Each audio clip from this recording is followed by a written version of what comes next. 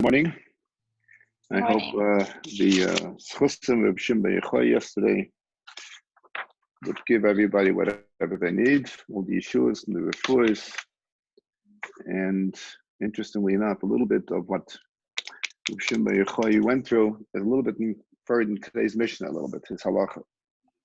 But I just want to go back to one more second, a few minutes about, I rushed through the second Mishnah about the Beis Din and how you have to be careful. I'm just going to say one thing.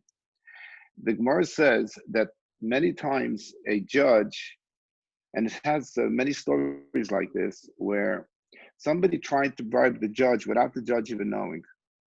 Where there's cases where one of the litigants put, for example, some coins in a jacket that was hanging in a closet that belonged to the judge. So the Torah says that very strictly that a judge can't be bribed, obviously, but also the Lashon, the Lashonis that say that it just, without him even knowing it, he could be swayed. And so there are many such stories that I won't go into now with that. I will just say one other thing, though. There was a big Paisik in about 400 years ago. His name was the Samach Mem Ayin, as a shortening of his name, I think it was. And he had a case. What happened was he was in a certain town that he had a case with another fellow in this town. And they went to a Rav, and this ma had written svarim on halachas of money type of based in type of things that the Beis would come up with. And he had an issue with somebody in this particular town, and he researched his whatever, he had an assortment of, tremendous knowledge in this field, and he was totally convinced he was correct. And he went to the Rav of the town, and the Rav of the town did not know who he was. And they sat down, and he gave his sources of why he felt he was right, and the other side said whatever they said, and the judge ruled against the Sma. So he said, he ruled against me, so obviously I'm going to abide by the decision. Because we said that when Kiblu Alem Sadin, you have to say the rules that coin, like we said last week and 2 days ago in the Mishneh. Once he agrees to the Psak Din, everything is gonna. So he's not considered anymore like a guilty party, but in fact he's a tzaddik. So he went over to the Rav and he said, "Listen, I was just curious to know what was the source. How did you come to your decision? Because I went through so many different sources, and from what I understood, I was right." So he said, "I'll tell you the truth." He says, "I wasn't sure which way to go, and I went all over the place. I guess just like you, and I see that you know how to learn. And there was a new sefer that came out about 3 years ago." He said, and I looked into it, and it happens to be he's totally. This was the case in the sefer, and he ruled against you. So and he's a known Paisik. So he says, "Could you please show me the sefer?" And the Rav takes out the sefer that the Sma wrote, his own sefer. So it goes to show, when you are involved, even though you are a tremendous Talmid Chacham and you know all the halachas, but when it's your interest involved, somehow your brain leans to your side. And interesting, he used his sefer against him just to show how powerful it could be when somebody has an interest in a case. And I'll finish with that.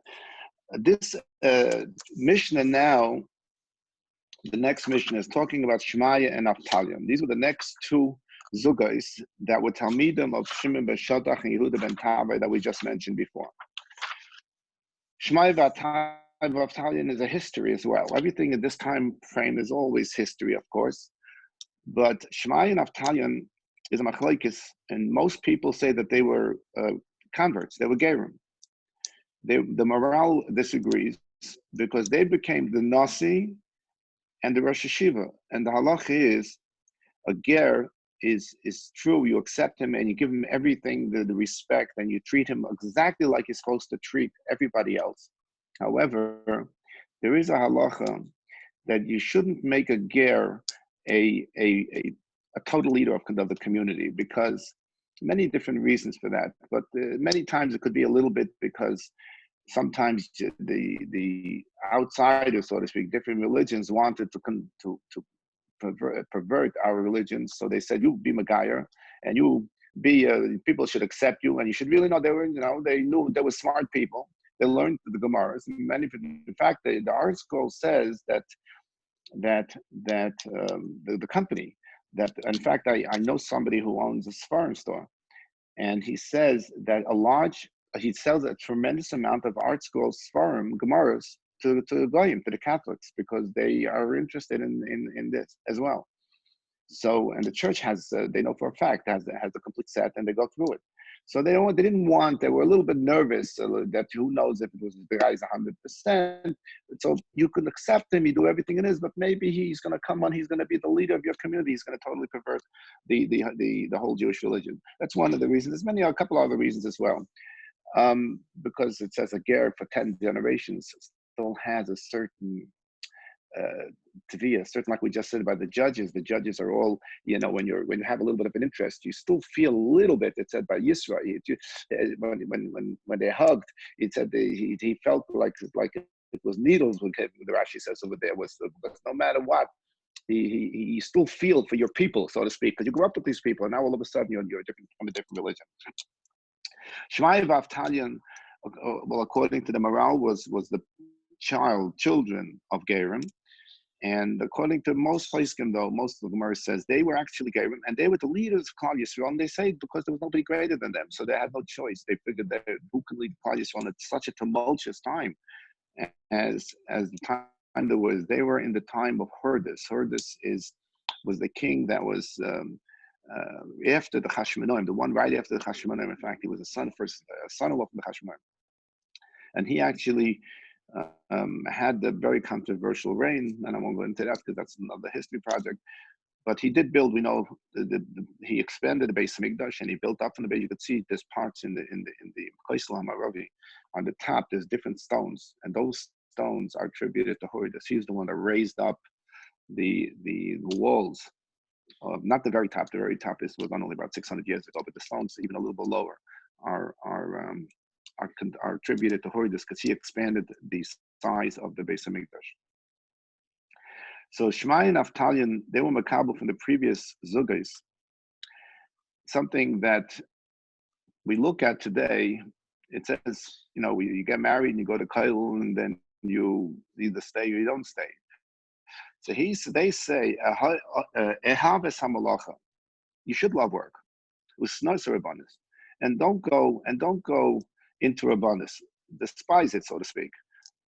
And valtisvada l'rashus. Valtisvada l'rashus means you shouldn't become overly familiar with being close to the governmental officials. Just to pick on that last topic, the Rambam says that most Jews who go into government lose the Amunas Hashem. They become power hungry. And that's a little bit what Shmai Naftali and the Shmaya here is saying, that you should, the Torah said, we have in Tehillim, Yegia Kapecha Ashrecha V'Teiblach. A person there's nothing more satisfactory than a person going to work, accomplishing and finishing. You see people who are carpenters, when they stand back and with a finished product, they burst with pride when they see it was properly done. You feel a certain accomplishment. Going to work and coming home with a paycheck, and that the fact that you don't have to come on to other people to support you is a wonderful thing. So Shemaiah says, don't rush into Rabbanus, into being open a base medrash and become a Rav or a Rebbe, which is a little bit interesting. So most Mefarshim want to say, first of all, to say how it ties into Reb Shimon bar Yochai. The story with Reb Shimon bar Yochai was that they lived in a cave, Reb Shimon bar Yochai and his son Reb Elazar, for 12 years. And when they came out of the cave the first time, they were walking down the road, and they saw a man, a Jewish fellow, that was tilling the ground. And there was such a holiness about them that how a person can waste his time in Olam Hazeh when you can accomplish so much Kedusha. They were so lived in a bubble for 12 years that they couldn't from anybody living like that. And the Medrash says they took one look at them, and the power or the koyach of tzaddikim. There's actually many stories in the Torah. They were upset on someone, and just by the gaze, by looking at them, these people died just by being gazed at. And that's what happened. This fellow died. And there came a Basco from Shemaim. He said, "What is it? You want to destroy my world? My world exists on people working." So they said, "Go back into the cave," and they stayed there for another little while. I think it was another 2 years, or a year or 2 years. I don't remember. So they came out a year and a half later, or 2 years later, and they saw a man running, and he was holding two hadassim in his hands. And they asked, "Where are you running?" So he says, "It's Erev Shabbos." He says, "Why are you holding hadassim?" He says, "Look, covered Shabbos, I got these two hadassim." So they asked him, "Why do you need two hadassim for Shabbos? Why isn't one enough?" So he said, one is lekavet zachar, and the other one is lekavet shamar. Zachar and shamar, for those two lekavet Shabbos. So they realized he was not they realized right away he was an average, so to speak, Joe of Klal Yisrael, and he still was machshiv, and he was excited to bring two branches of Hadassim just for Zachar B'Shama. Hadassim they make summon from Hadassim, so Hadassim has a certain pleasant odor as well, pleasant smell. So they understood that even that Klal Yisrael needs people like this as well. So Shmaya says, this is what Shmaya is saying. You need people. We need people that have to go work. Not everybody can be a general. Not everybody can sit in base medrash. There are people that have to go out and do. However, we have to understand everything is with limits. Everything has their time and place. There was about 150 years ago. There was a Rav called the Haflah. He lived in a small town. There was this Jewish peddler. He was traveling, and it became very, very snowy, and he got stuck with his horse and buggy, and he couldn't move any further. The horse refused to go, and he was exhausted, and he was between towns, but he knew the next town was not too far away, so he had to leave. He literally covered up the horse so he shouldn't freeze, put food in front of his face so that he should have food. Figured he'll come back in the morning, because horses sleep standing up, and he had to cover them up, and that's the best he can do. And he literally stumbled into this village, and it was midnight, and he didn't see anybody. It was dark, and he sees one small light, and he goes towards this light. He knocks on the door, and this man looking like a malach with a long white beard opens the door and looks at him, and he says, "I'm freezing." And he didn't have to say any more than that. He just, "Well, look at him." He pulled him in. He said he gave him some soup. He gave him some hot drink, and he gave him a meal. And he says, "You look exhausted." He gave him another cover. And he said, "Why don't you go lay down in the bed over there and go to sleep?" And the man didn't take him 2 seconds. He was out. He woke up about 2 or 3 hours later, and he sees this man the householder, so to speak, the owner of the house. He's sitting over Gemara with a candle, and he's still learning. And he looks up and he starts to cry. He starts to cry, and he says, the man says, "What's the matter? What happened? Why are you crying? Are you uncomfortable?" And he says, No. He says, "I'm crying for my life. I see you're sitting here. It's like you're in Gehenna right now, in Gan Eden right now. It's warm, it's comfortable, it's pleasant. You're sitting over Gemara and you're learning." He says, "Do you know what my week is like?" He says, "I wake up Sunday morning before it gets light. I get into my horse and buggy. I pack it up with whatever it needs to be sold along the road. I don't see my family till Thursday night, Friday morning, and I'm home for Shabbos. And I start all over the next week." He says, "I go through winters, summers in the heat." He says, "I have a miserable life. He says, "I have nothing to show for it." Meaning I don't even have extra dollar. Whatever I earn during the week, I spend. And I leave for my wife so she should have what to eat." He says, "My kids never see me." So this man who was in the house was the Haflah, this tzaddik. So he turns to him and listens, he says. And so he says, "At least promise me that I'll have at least Olam Haba." He says, "Because I don't have an Olam Hazeh, so at least give me this." So the Haflah says, "Listen to yourself," he says. "You're working hard. You've done everything you can, and you didn't accomplish even anything that you didn't have an extra dollar for the week after that. He said, how could you expect to get Olam Haba if you did absolutely nothing towards Olam Haba? He says, and meanwhile, your son sees you doing this, and that's the way he's going to have. That's going to be his life as well, because you don't train him into anything else. The Mishneh says in Kedushin that it's the job of a father, a parent, or parents, first of all, to teach them Torah. That's the first thing. The second thing is to teach them a trade. That's the second. That's what the next thing that the Mishneh says, so that he should have an honest life. He shouldn't have to go out and steal. So if he's hungry and he's going to steal because of circumstances. And interestingly enough, one of the next things the Mishneh says you should teach your child is to swim. So the Mefarshim ask, why? What is the connection? Where does swimming come in here?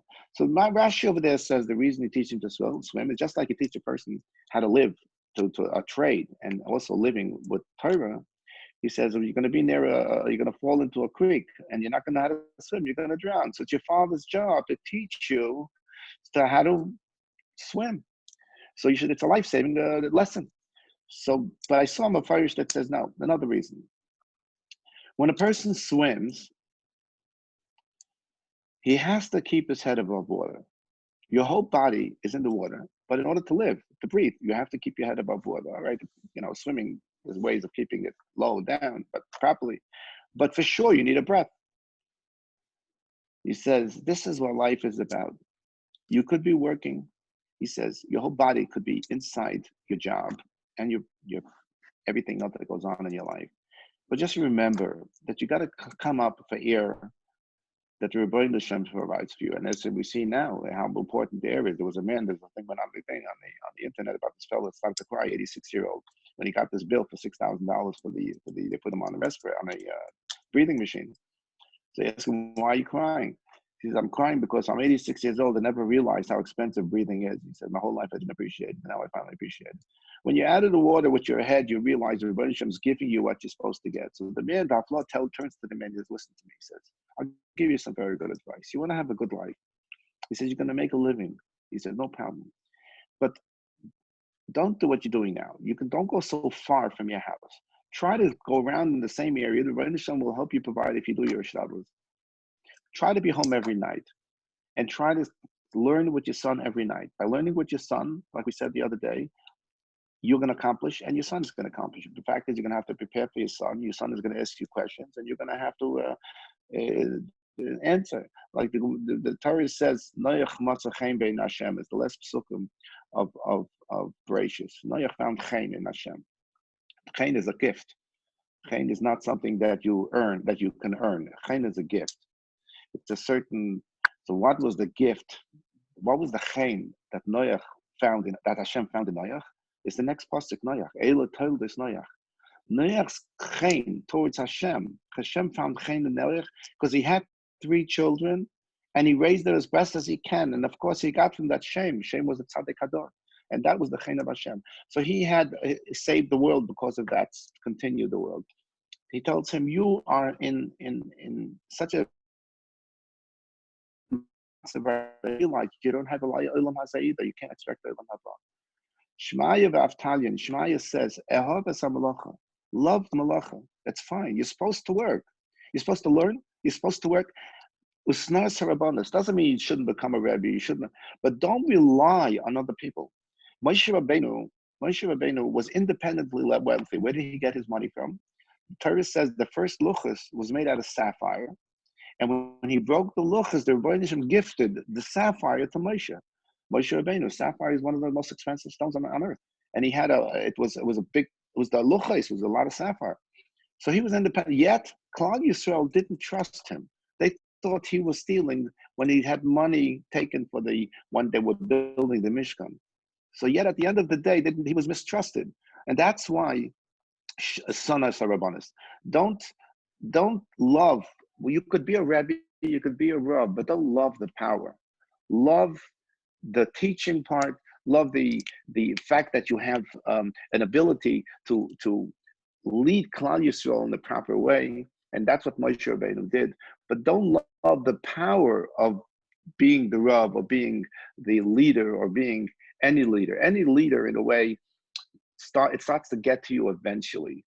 Chafetz Chaim says his son-in-law came over to him and he was a little bit upset, and he asked him, "Why are you upset?" So he said, "Because I put my name in as a candidate for a Rav in a city. I felt it would be a nice job, and I was rejected." So the Chafetz Chaim says, "I'm going to tell you something that happened to me, but I don't want you to repeat the story till after I passed away." He says, "I was a Rav for a very short while, and very few people know this. For a very short while, I was a Rav, and then I gave it up." He says, "Why did he give it up?" He says, "After I became Rav, about a few months later, the butcher was caught selling non-kosher meat. Non-kosher meat in those days, you shechted a cow or anything, any animal. It was almost like a yontif. Nobody was very. You had to be only rich, wealthy people were able to afford this. Or yontif they did it. But on an average time, the cow was very, very expensive. And if they found a cow treif, all this meat was worthless. I mean, it's worth substantially less. He would have to give it to the guy, So, or sell it to the guy, but at a substantially less of a profit. So he unfortunately succumbed to money, and he decided that it's maybe not really so trade. And he went and he sold this meats for a while. When he had a trade for behemoth, he didn't really call it trade, and he sold it. And he got caught. He got caught. So they took away his business. Who's gonna go eat meat in a place that they sold the trade? So he came running to the Chafetz Chaim with tears in his eyes, and he says, "I know, I'm bereaved, but I don't have money." He says, "This was my only parnasa. I was wrong. I was 100% wrong." He says, "Do whatever you want, but help me come back into business." Chafetz Chaim felt bad for him.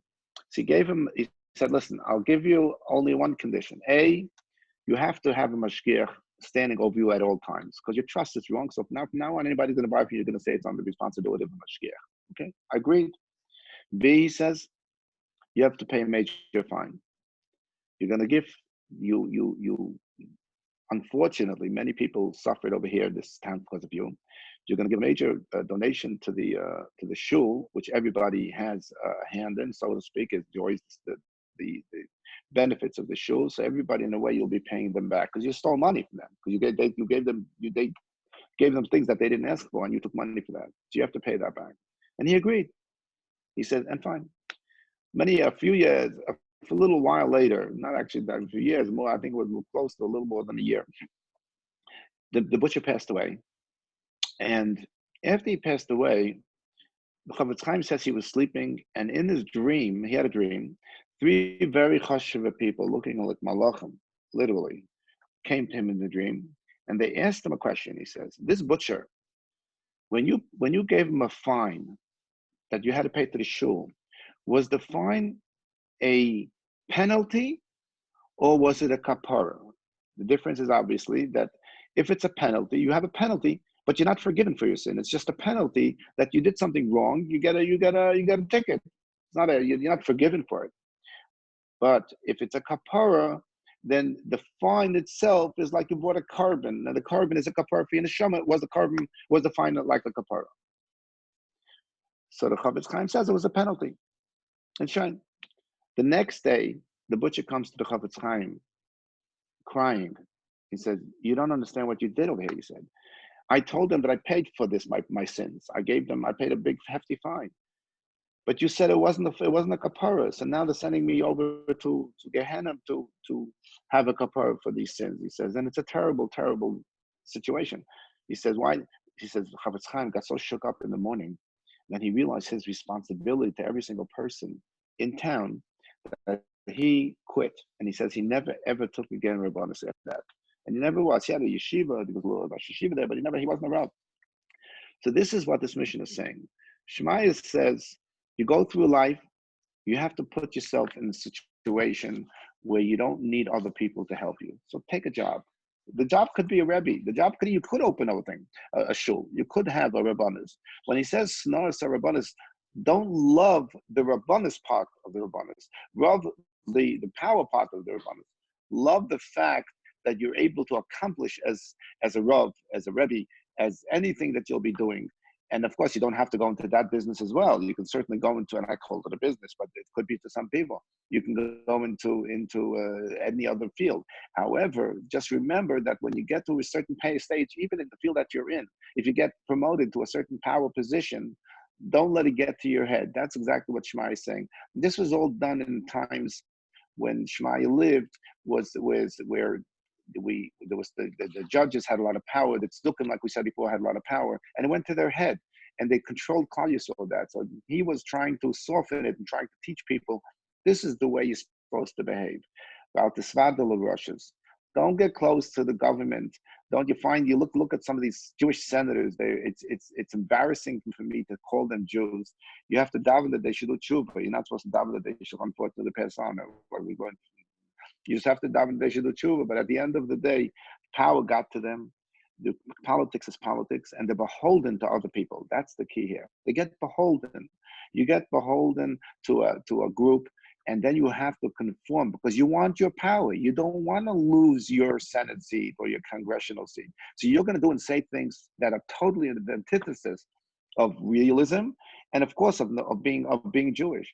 So the Rebbe Shalom should help. We should talk to be zoicha, not to fall into these traps.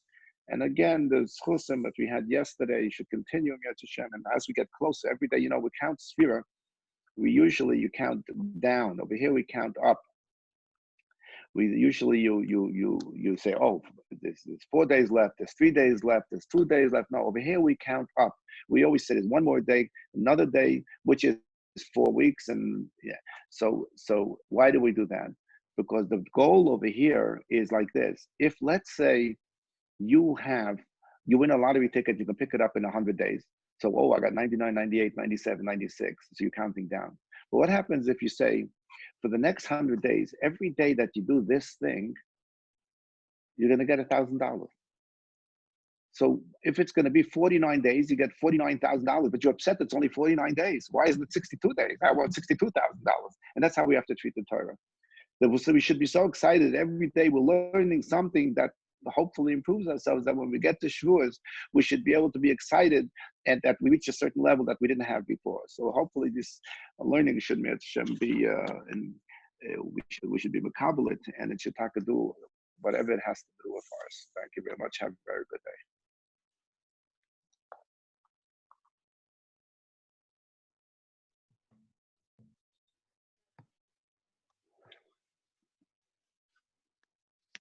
Yes. Yeah. You're welcome.